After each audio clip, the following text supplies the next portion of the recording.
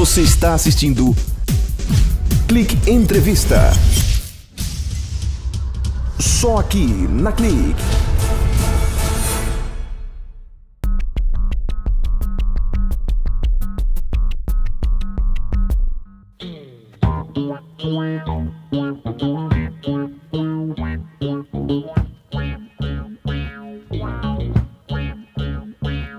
Como o Brasil é uma economia única, no fundo, a afetação da Bahia é a mesma afetação nacional, né? Na verdade, o problema de desenvolvimento da indústria hoje é um problema extremamente complexo. A indústria tem perdido substância nos últimos anos, vem perdendo substância, a indústria de transformação. O Brasil hoje só é competitivo nas indústrias que são vinculadas aos bens naturais. Quer dizer, a agroindústria, a mineração, o resto tem uma dificuldade muito grande de competir. Por quê? Porque o Brasil não é competitivo. O mundo hoje opera através das cadeias globais de valor. E infelizmente nós estamos fora dessas cadeias porque ainda não somos competitivos. E por que é que não somos competitivos? Porque tem uma série de coisas, porque nós temos um sistema tributário complexo, todo mundo fala, todo mundo sabe, mas ninguém toma providência para corrigir.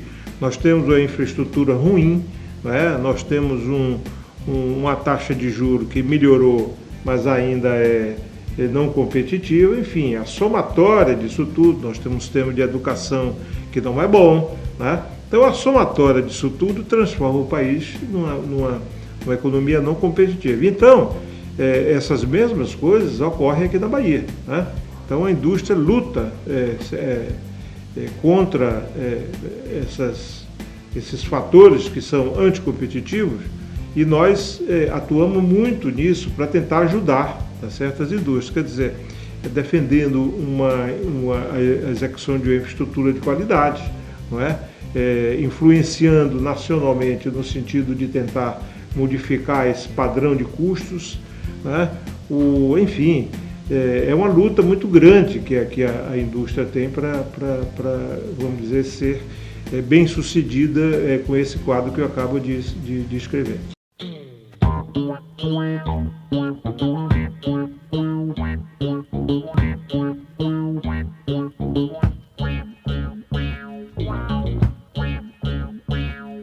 O problema é que você não está salvo de novo apagão na área elétrica, tá certo? Ele pode se repetir porque os fatores que no final de contas conduziram a esse apagão ainda não estão superados. Quer dizer, o nosso sistema elétrico ele não tem uma garantia adequada de funcionamento, né?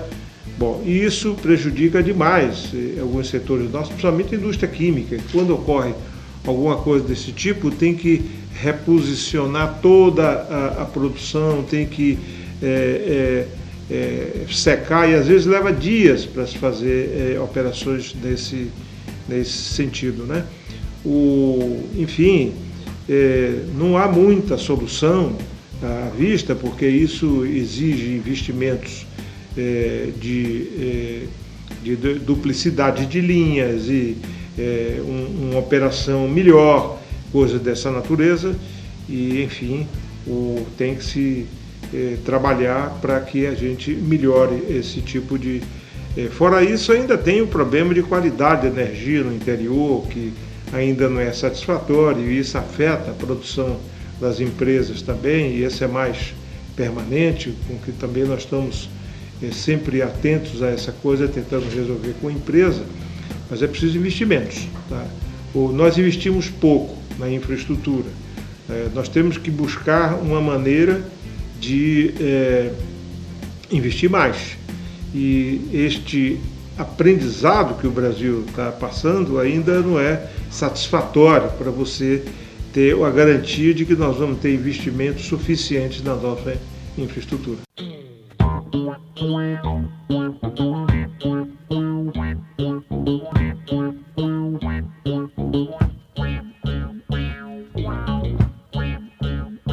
Há 20 anos que nós trabalhamos nisso da CNI é algo que há um consenso muito grande de que ele deve ser revisto, que deve se buscar padrões internacionais, mas na hora que os projetos são apresentados, cada um tem uma maneira de solucionar, todos reagem contra qualquer perda que possa afetar a sua área de ação e, no final de contas, nunca se consegue um consenso em relação a isso.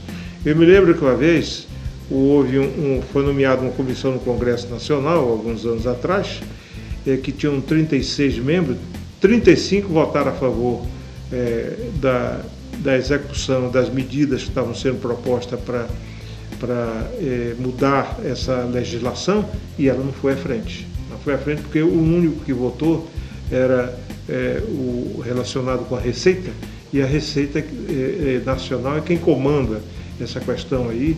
Quer dizer, são dois problemas, o primeiro da Receita Federal e o segundo os governadores estaduais. Ninguém quer perder. Então, modificar isso é uma coisa extremamente complexa do ponto de vista político.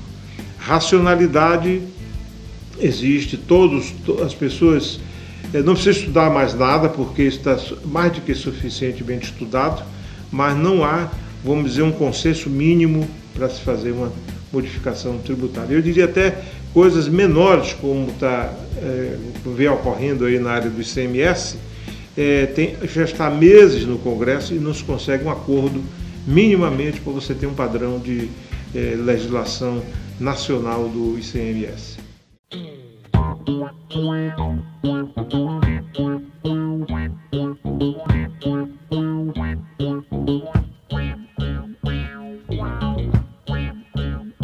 Essa medida que foi, vamos dizer, capitaneada pela própria presidente Dilma, tinha uma intenção boa, que é exatamente reduzir o custo da energia para melhorar a competitividade das empresas.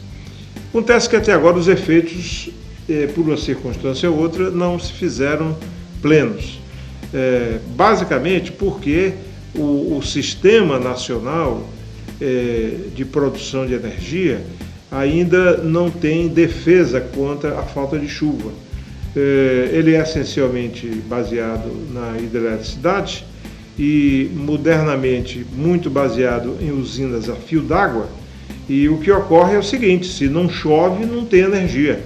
E com isso aí o sistema se preparou com um grande aparato de produção de energia térmica, e essa energia entra. Agora, como ela é muito mais cara, ela eleva o custo da energia que é redistribuído por todos os consumidores. Então, o segundo cálculo que nós fizemos na CNI, dos 20% médios, né, que foi dito que seria redução de custo, uns 10% estão sendo consumidos por esse aumento de custo da energia térmica, né? Bom, enfim, são circunstâncias que têm a ver com todo esse sistema de planejamento e com essa ação, vamos dizer, ambientalista, que se reflete muito em cima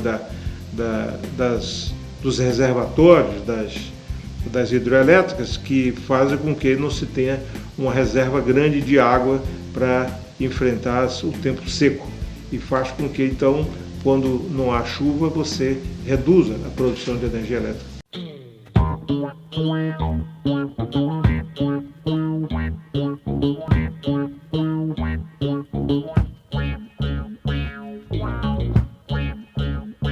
Eu diria que a Federação das Indústrias se dedica principalmente para apoiar as pequenas, micro e médias empresas. Por quê? Porque as grandes não precisam do nosso apoio, dos nossos serviços, de vez que ela tem esses serviços, até eu diria com qualidade mais relevante, porque elas podem pagar por serviços técnicos melhor do que nós fazemos. Mas também nós estamos voltados aqui para atender essas pequenas e médias indústrias, porque elas, primeiro, são em maior número, e segundo, elas precisam mais da nossa assistência, porque eles não têm esse aparato de... Agora, o que a gente tem que considerar é que esse mundo hoje se tornou um mundo competitivo. Não tem ninguém fora dessa área de competição. Você tem os chamados bens non-tradables, não comercializáveis, quer dizer, no mercado internacional, falando assim, e que esses estão mais defendidos, mas estão mais relativos à área de serviços, porque aí você isso são bens que você não comercializa, digamos, de mercado internacional. O resto, todo ele, não tem como fugir. Um dia a gente descobre que tem um coreano oferecendo o produto que a pequena empresa faz, que tem um chinês que está com um produto melhor do que o dele aqui. Então, essa é uma atenção que a gente tem que ter dos empresários pequenos. Todo mundo tem que dar uma atenção a essa questão competitiva, né? E para isso o que nós fazemos é um aparato de assistência a eles, por exemplo, desenvolvendo a área de inovação. Hoje eu diria, sem dúvida e sem falsa modéstia, que nós temos hoje um aparato muito bom, talvez, se não o melhor, dos melhores do país no sentido de atendimento às empresas, no que se respeita à assistência técnica e à inovação no Cimatec. O Cimatec não é feito apenas para atendimento à grande empresa, ao contrário, tem muitos serviços lá que são feitos para pequenas empresas. Agora, como temos assistido muitas pequenas empresas aqui localmente, com produção de objetos de mercado, mas é preciso que haja, vamos dizer, iniciativa do empresário que entenda de que ele precisa ser apoiado, tá certo? Ninguém é apoiado sem que ele queira ser apoiado, tá certo? Então, hoje nós temos um serviço muito grande dessa área, nós temos serviços até para abrir mercados internacionais para essas empresas. E veja bem, aí a ideia não é só fazer com que a empresa exporte, não, é fazer com que ela seja competitiva. Porque na medida que ela exportar, ela é competitiva e ela tem um desempenho melhor no mercado interno.